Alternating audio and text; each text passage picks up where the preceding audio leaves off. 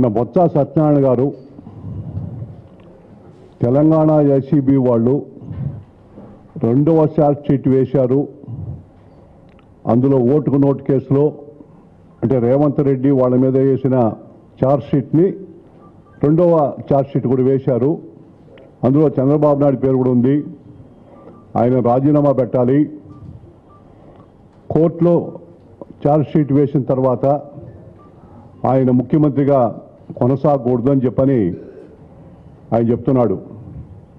అయ్యా, మీ నాయకుడు జగన్మోహన్ రెడ్డి సిబిఐ ఇప్పటికి కూడా ప్రతి శుక్రవారం నాడు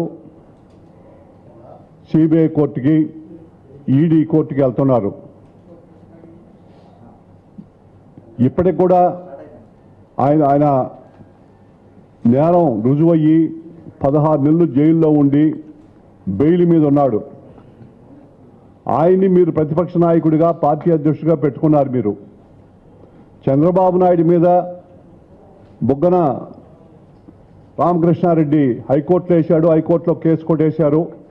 దీంట్లో ఏం పసలేదని చెప్పని సుప్రీంకోర్టు కూడా పోయాడు. సుప్రీంకోర్టు వాళ్ళు కేసు అడ్మిట్ చేశారు. అది విచారణ జరుగుతుంది. సుప్రీంకోర్టు జడ్జిమెంట్ వస్తుంది. వచ్చిన తర్వాత అందులో చంద్రబాబు నాయుడు పాత్ర ఉంది అని చెప్పన్నాక మీరు రిమైండ్ చేయాలి. కానీ ఇప్పటికీ సుప్రీంకోర్టు ఏమి జడ్జిమెంట్ కూడా ఇవ్వలేదు. మీ మీద అయితే జడ్జిమెంటే వచ్చేసింది. ఆయన ఎంపీగా ఉన్నప్పుడే అరెస్ట్ అయ్యి జైల్లో ఉన్నాడు. అరెస్ట్ అయ్యి జైల్లో ఉన్నప్పుడు ఎంపీగా రాజీనామా పెట్టాడా? పెట్టించారా మీరు? ఇప్పుడు ప్రతిపక్ష నాయకుడు కూడా ఎన్నికైనాడు.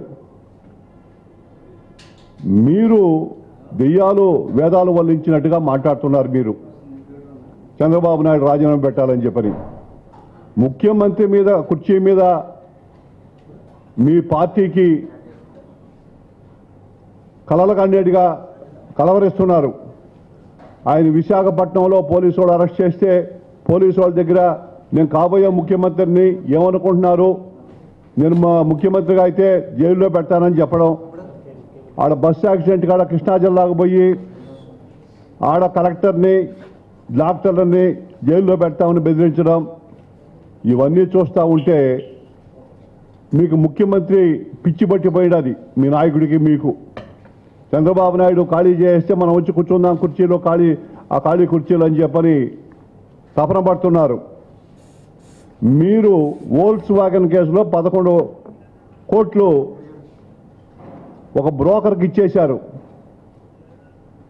ఇప్పటికి కూడా అది వసూలు కాలేదు. ఇప్పటికి కూడా ఒక మిస్టరీగా ఉంది.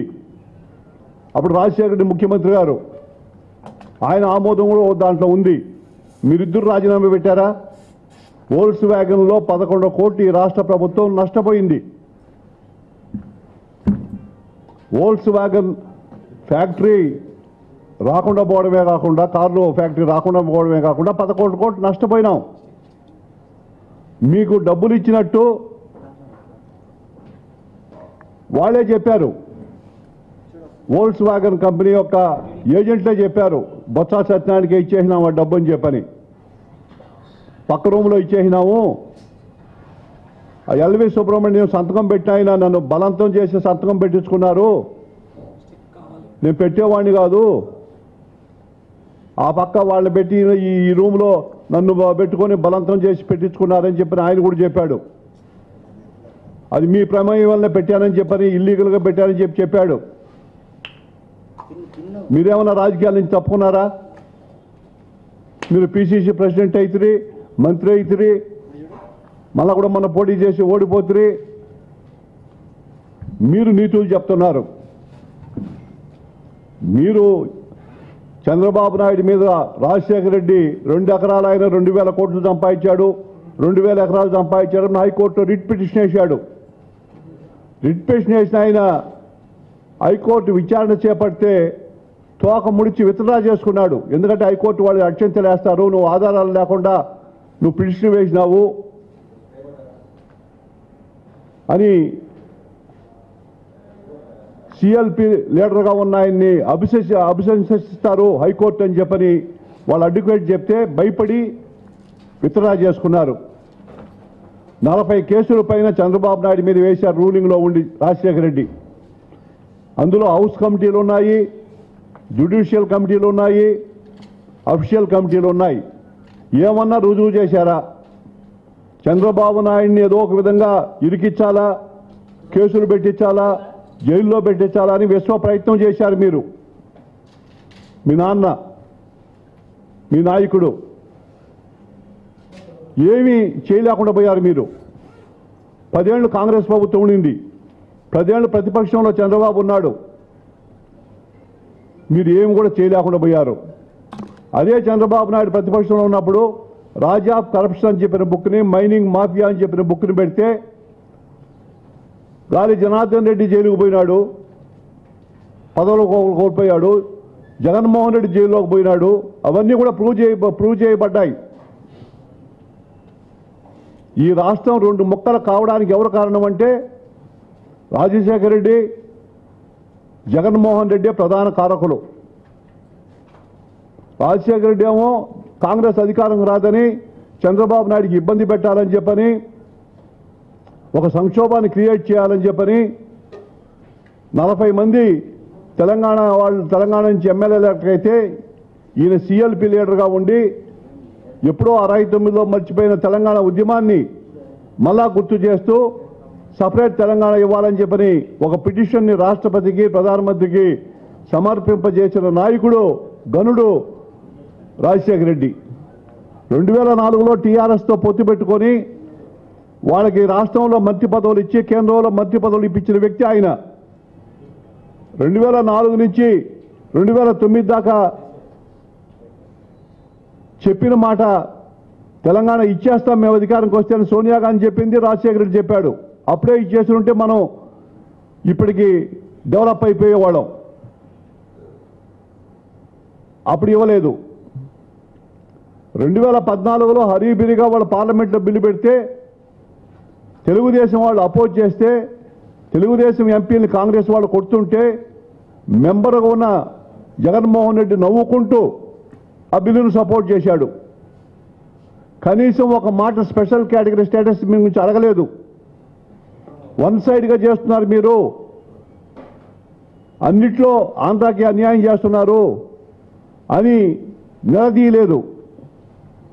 మీరు ఈరోజు స్పెషల్ కేటగిరీ స్టేటస్ గురించి మాట్లాడే హక్కు కానీ, చంద్రబాబును గురించి విమర్శించే హక్కు కానీ, ఆయన్ని రాజీనామా పెట్టాలని చెప్పిన హక్కు కానీ మీకు లేదు. ప్రజలు ఎన్నుకున్నారు. మీరు అధికారంకి వస్తే ఈ రాష్ట్రం తినేస్తారని చెప్పని, ఈ రాష్ట్రం అభివృద్ధి పడదని. హైదరాబాద్ని డెవలప్ చేసిన చంద్రబాబు నాయుడు అయితే సైబరాబాద్ని కొత్తగా నిర్మించి ఐటీ, బీటీ, ఫార్మా తెచ్చి ఒక 30 లక్షల మందికి ఉద్యోగ అవకాశాలు కల్పించిన చంద్రబాబు నాయుడు అయితే outer ring road, inner ring road, అదేవిధంగా శంషాబాద్ గ్రీన్ఫీల్డ్ ఎయిర్పోర్ట్ని ఏర్పాటు చేసిన చంద్రబాబు నాయుడు అయితే మంచి రాజధాని కట్టిస్తాడు, అప్పుల్లో ఉండే, సంక్షోభంలో ఉండే ఈ యొక్క రాష్ట్రాన్ని బయటపడేస్తాడు అని ప్రజలను నమ్మి ఓటు వేసి గెలిపించారు. మీరు కాదు గెలిపించింది. మీరు చెప్తే రాజీనామా పెట్టాలని చెప్పారు, ఎక్కడా లేదు. మీరు ఏదైనా ఉంటే మేము కూడా, తెలుగుదేశం పార్టీ కూడా 15 ఏళ్ళు అపోజిషన్లో ఉన్నాం, 19 ఏళ్ళు రూలింగ్లో ఉన్నాం, ఎన్టీ రామారావుతో సహా. చంద్రబాబు నాయుడు ఒక్క ఆయనే దాదాపు 12 ఏళ్ళు ముఖ్యమంత్రిగా ఉన్నాడు, 10 ఏళ్ళు ప్రతిపక్ష నాయకుడిగా ఉన్నాడు. 78 నుంచి ఇప్పటిదాకా సుదీర్ఘమైన రాజకీయ చరిత్ర ఉండే వ్యక్తి చంద్రబాబు నాయుడు. ఆయన కింద మించిన సీనియర్లు ఎవరూ లేరు. ఇప్పుడు అనుభవం ఉండేవాళ్ళు ఎవరు లేరు. అన్ని హోదాల్లో మంత్రిగా, అదేవిధంగా ఫైనాన్స్ మంత్రిగా, దాని తర్వాత ముఖ్యమంత్రిగా, పార్టీ అధ్యక్షుడిగా అన్ని సంక్షోభాలను ఎదుర్కొన్న వ్యక్తి. కేంద్రంలో కూడా ప్రధానమంత్రులను, రాష్ట్రపతులను చేసిన వ్యక్తి. ప్రధానమంత్రి అయ్యే అవకాశం ఉన్నా కూడా నాకొద్దు, ఈ రాష్ట్రంలో అభివృద్ధి చేయడమే నా లక్ష్యం అని చెప్పని తిరస్కరించిన వ్యక్తి. అటువంటి వ్యక్తిని కష్టపడతా ఉంటే అన్ని దేశాలు తిరిగి హైదరాబాద్ యొక్క బ్రాండ్ ఇమేజ్ని ఏ విధంగా పెంచాడో, ప్రపంచ చిత్రపటంలో హైదరాబాద్కి గుర్తింపు తెచ్చాడో, అంతకుముందు ఢిల్లీ, బొంబాయి, చెన్నై, బెంగళూరు తప్ప హైదరాబాద్కు గుర్తింపే లేదు. ఈరోజు ప్రపంచంలో టాప్ 10 సిటీస్లో హైదరాబాద్ వచ్చిందంటే అది చంద్రబాబు నాయుడు కృషి. ఈరోజు గ్రీన్ఫీల్డ్ ఎయిర్పోర్ట్లో 5వ ర్యాంకులో శంషాబాద్ ఎయిర్పోర్ట్ ఉందంటే అది చంద్రబాబు నాయుడు కృషి. కృష్ణపట్నం పోర్టు కానీ, కాకినాడ పోర్టు కానీ, గంగవరం పోర్టులు కానీ, కొత్తగా పోర్టులు నిర్మించిన ఘనత చంద్రబాబు నాయుడికే దక్కింది. ఏ ముఖ్యమంత్రి ఇన్ని పోర్టులు కానీ ఎయిర్పోర్టులు కానీ కట్టించిన వ్యక్తులు లేరు. రోడ్లు వైడెన్ చేసిన వ్యక్తి ఆయన. మహిళలకి ఆర్థిక స్వావలంబనం కల్పించిన వ్యక్తి. దీపం కనెక్షన్లు ఇచ్చిన వ్యక్తి. 40 లక్షలు ఇచ్చాడు, ఇప్పుడు 40 లక్షలు ఇవ్వబోతున్నాడు. రైతులకు రుణమాఫీ చేసిన వ్యక్తి. 200 రూపాయల పెన్షన్ 1000 రూపాయలు చేశాడు. అదేవిధంగా మహిళలకి దాదాపు 11,000 కోట్ల రూపాయలు రుణమాఫీ చేశారు. ఏది చూసినా కూడా 16,000 కోట్ల లోటు బడ్జెట్ ఉన్నా కూడా తెలంగాణ కన్నా కూడా 16,000 కోట్ల మిగులు బడ్జెట్ ఉండే తెలంగాణ కన్నా కూడా ఎక్కువ పనులు ప్రజల కోసం చేస్తున్నాడు. ఈరోజు అమరావతిని రికార్డ్ టైంలో అసెంబ్లీ కౌన్సిల్ కట్టించి పొరుగు రాష్ట్రాల నుంచి మరి పరిపాలన చేయకూడదని అడ్మినిస్ట్రేటివ్ బ్లాక్లు కట్టించి వాళ్ళని సెక్రటరియట్ ఎంప్లాయీస్ని ఒప్పించి మన రాష్ట్ర రాజధానిని మార్చిన రికార్డ్ టైంలో గొప్ప వ్యక్తి.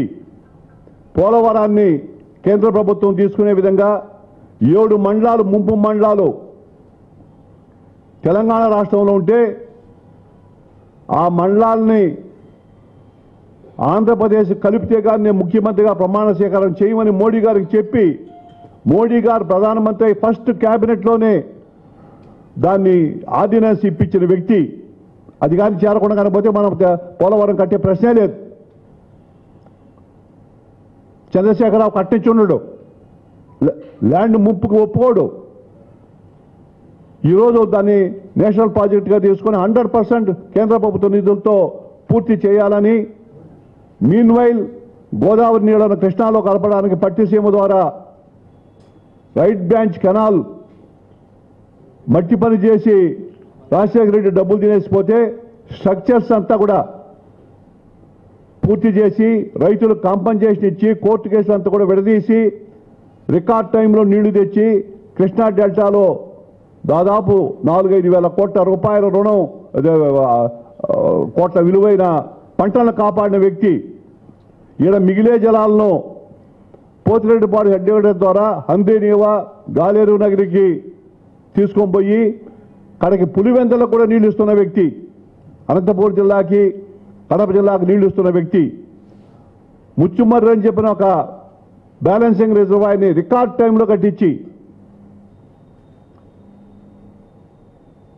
దాని ద్వారా కేసీ కెనాల్కి నీళ్లు ఇచ్చి కడప జిల్లాలో టైలెండ్ ఏరియాకి దాదాపు 60-70 వేలు జూపాడు బంగ్లా కాడి నుంచి నీళ్లు లేకుండా పోతే వాటికంతా నీళ్లు ఇస్తున్న వ్యక్తి. మీరు చేయలేదు, మీ నాన్న ముఖ్యమంత్రి కూడా చేయలేదు. అటువంటి పనులు చేస్తూ ఉంటే ఓటుకు నోటు కేసు అంట. చంద్రబాబుకి ఏమి సంబంధం? ఆయన వాయిస్ అని రామకృష్ణారెడ్డి ఒక ప్రైవేట్ ఫోరెన్సిక్ ల్యాబ్లో ఆయన వాయిస్ అని చెప్పని ఒక సర్టిఫికేట్ తీసుకొని పోయి ఆయన ప్రొడ్యూస్ చేస్తాడు. ఏమి మీకు అంత ఇంట్రెస్ట్? గవర్నమెంట్ వాళ్ళు, ఏసీబీ వాళ్ళు ఇచ్చారు, ఇంకా రిపోర్ట్ రాలేదు. చంద్రబాబు నాయుడు వాయిస్ అవునా కాదా కూడా ఇంకా వాళ్ళు నిర్ధారించుకోలేదు. మీ కుయుక్తులు, కుతంత్రాలు ఏమండి? వరల్డ్ నేవల్ మీట్ జరుగుతూ ఉంటే ఆడ ముద్రగడ పద్మనాభం కాపుల మీటింగ్ పెడితే అక్కడికి పోయి వైసీపీ వాళ్ళు రత్నాచల్ ఎక్స్ప్రెస్ని కాల్చి, ప్రధానమంత్రి విశాఖపట్నంలో ఉంటే ఇక్కడ కాల్చి అన్రెస్ట్ ఉంది ఆంధ్రప్రదేశ్లో, లా అండ్ ఆర్డర్ లేదని చెప్పిన విధంగా ప్రూవ్ చేయాలని చెప్పిన వ్యక్తులు మీరు. వరల్డ్ మన పెట్టుబడులు పెట్టడానికి అక్కడ ఒక సమిట్ ఏర్పాటు చేస్తే ఆడపోయి దానికి పెట్టుబడిదారులు 50 దేశాల నుంచి పెట్టుబడి పెట్టేవాళ్ళు వచ్చి ప్రభుత్వ ఏజెన్సీలు కానీ ప్రైవేట్ ఏజెన్సీలు కానీ ఇండియాలో ఉండే 30 రాష్ట్రాల్లో పెట్టుబడి పెట్టేవాళ్ళు వస్తే అక్కడ పోయి మేము నిరాహార దీక్ష చేస్తాము, స్టూడెంట్స్తో స్పెషల్ కేటగిరీ స్టేటస్ మీద ధర్నాలు చేస్తామని చెప్పంటే ఇప్పుడు వద్దంటే ఇంకో రోజు పెట్టుకోమని చెప్పి పోలీసు వాళ్ళు చెప్తే ఎయిర్పోర్ట్లో వాళ్ళని దూషించిన వ్యక్తి. మీరు కానీ ముఖ్యమంత్రి అయితే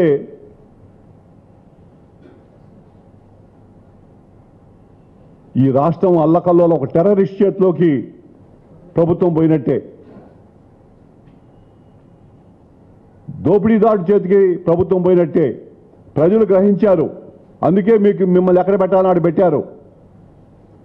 ఇప్పటికైనా మీ భాష మార్చుకోండి, మీ విధానం మార్చుకోండి. ముఖ్యమంత్రిని దూషించేది, ముఖ్యమంత్రి కొడుకుని దూషించేది వద్దు. మీకు ఏదైనా ఆధారాలుంటే లోకేష్ బాబు మీద కానీ మేము 89-94 మధ్య ప్రతిపక్షంలో ఉన్నాం.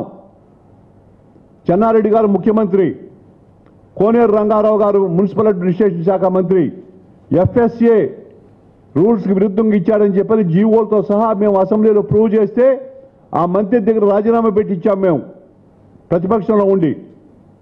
ఇదే చంద్రబాబు నాయుడు గారు ఎన్టీ రామారావు గారు నాయకుడిగా ఉంటే ఆయన జనరల్ సెక్రటరీగా ఆయన నేను చేమకుర్తి గ్రానైట్ విషయంలో ల్యాండ్ సీలింగ్ ల్యాండ్ని ముఖ్యమంత్రి కొడుకు కాజేస్తే దాన్ని ప్రూవ్ చేసి క్యాన్సిల్ చేయించిన వ్యక్తులం. మెడికల్ కాలేజీలు డెంటల్ కాలేజీలు నిర్వహిస్తే దాని మీద మేము నిరూపించి డబ్బులకు అమ్ముకున్నాడని చెప్పని నిరూపించి ముఖ్యమంత్రి దగ్గర జనార్దన్ రెడ్డి దగ్గర రాజీనామా పెట్టించిన వ్యక్తులం మేము. 20 డిస్టరీలు ఇచ్చారని చెప్పి బాపురాజ్ దగ్గర రెడ్ హ్యాండ్గా పట్టుకొని రాజీనామా పెట్టించిన వ్యక్తులం మేము. మీరేమన్నా ఆ విధంగా ప్రూవ్ చేశారా? ఒక జీవో చూపించారా? ఒక ఆధారం చూపించారా? ఏదో సాక్షి పేపరు, అవినీతితో ఏర్పడిన పేపరు. ఈరోజు కూడా జగతి పబ్లికేషన్ మీద ఎంక్వైరీ చేయొద్దండి, ఛార్జ్ షీట్ వేయద్దని హైకోర్టుకు పోయి స్టే తెచ్చుకున్నారు. వారం రోజులు 17 తేదీ దాకా బెయిల్ మీద మీరున్నారు. చంద్రబాబు నాయుడు మాత్రం కోర్టుకు పోకూడదు అంటారు. ఇవన్నీ కూడా మానుకోవాలి. ఆయన Lokesh Babu every year assets ప్రకటించేటప్పుడు కొన్న వాల్యూ ఇస్తూ వచ్చాడు. ఇప్పుడు ఆయన ఎమ్మెల్సీగా పోటీ చేసేటప్పుడు మార్కెట్ వాల్యూ ఇవ్వాలని చెప్పని ఎలక్షన్ కమిషన్ నిబంధనలు ఉంది కాబట్టి మార్కెట్ వాల్యూ ఇచ్చాడు. అందువల్ల అవి పెరిగాయి, షేర్స్ పెరిగాయి. దాన్ని చూపిస్తే 14.5 కోటి 330 కోట్లు ఎట్టయిపోయింది. ఎట్టయిపోయిందో మీరే చెప్పండి. ఆయన ఏమన్నా ఉదాహరణ ల్యాండ్ ఇచ్చి డబ్బులు తీసుకున్నాడా, లేదు గనులు ఇచ్చి డబ్బులు తీసుకున్నాడా? ఉంటే ఆధారాలు చెప్పండి. మేము ఓబులాపురం మైన్స్లో మీరు డబ్బులు తీసుకున్నారని చెప్పాం. అదేవిధంగా భారతీయ సిమెంట్ మీ మార 10 రూపాయల షేర్ని 14 రూపాయలుగా ల్యాండ్ వాటర్ క్యూజర్ అని చెప్పిన ఒక ఆడిట్ సంస్థ ఉంది. వాళ్ళ దగ్గర తప్పుడు అంచనాలు వేయించి వాళ్ళ దగ్గర ఫాల్స్ సర్టిఫికేట్ తీసుకొని 10 రూపాయల షేర్ని 1400 రూపాయలకు మీరు అమ్ముకున్నారు. ఫ్యాక్టరీ పెట్టకముందే, ఫ్యాక్టరీ కూడా పెట్టలేదు, ఫౌండేషన్ వేయలేదు. ఫౌండేషన్ వేయకుండా ఫ్యాక్టరీ పెట్టకుండా 10 రూపాయల షేర్ని 1400 రూపాయలకు అమ్మిన గనుడు జగన్మోహన్ రెడ్డి. ఇదన్నా హెరిటేజ్ 91లో పెట్టారు. 25 ఏళ్ళ పైన బిజినెస్ చేసింది. Number 1 company in milk production in India. మంచి పేరుంది. 100 రూపాయలు షేర్ వాల్యూ అయింది. అందువల్ల పెరిగినాయి. ఆయనకి 25 లక్షల షేర్లు చంద్రబాబు నాయుడు ఇచ్చాడు. ఆ షేర్ వాల్యూ పెరిగిందని చూపించాడు. దానికి ఏందో రాద్ధాంతం చేస్తున్నారు. ఆయన ఇచ్చినట్టువే కానీ మీరు సేకరించినట్టు కాదు కదా. ఎవ్రీ ఇయర్ ఆయన అసెట్స్ కొన్న వాల్యూ ఇస్తూ వచ్చాడు. ఇప్పుడేమో మార్కెట్ వాల్యూ ఇచ్చాడు. దానికి రాద్ధాంతం చేయాల్సినంత అవసరం లేదు. మీరు కనిపెట్టిందేం కాదు. ఏం అవినీతి చేసి ఉంటే పలానా దాంట్లో అవినీతి చేశాడు, పలానాడికి ల్యాండ్ ఇచ్చాడు, పలానాడికి కాంట్రాక్ట్ ఇచ్చాడు, పలానాడికి గన్నులు ఇచ్చాడు, వాళ్ళ దగ్గర తీసుకున్నాడు, క్విట్ ప్రోకో కింద ఆ కంపెనీలో పెట్టుబడి పెట్టినారు, ఇదో ఈ కంపెనీ వాడు ఇంత పెట్టుబడి పెట్టినాడు హెరిటేజ్లో అని చూపించండి, నిరూపించండి. అంతేగాని సాక్షి పేపర్ ఉందని, సాక్షి టీవీ ఉందని, అంబటి రాంబాబు లాంటి నోరు ఉండేవాళ్ళు ఉండాలని ఆమోతులను వదిలేరు కొంతమంది దేశం మీద. రోజా లాంటి వ్యక్తుల్ని, అంబటి రాంబాబు లాంటి వ్యక్తుల్ని వదిలి బేస్లెస్ అలిగేషన్లు చేసుకుంటూ ప్రతిపక్షంలో ఉన్న నాయకులను దూషించుకుంటూ ప్రతిపక్షం అని చెప్పంటేనే వాల్యూని పోగొట్టేసినాడు. ఇటువంటి మానుకోమని కూడా విజ్ఞప్తి చేస్తున్నా.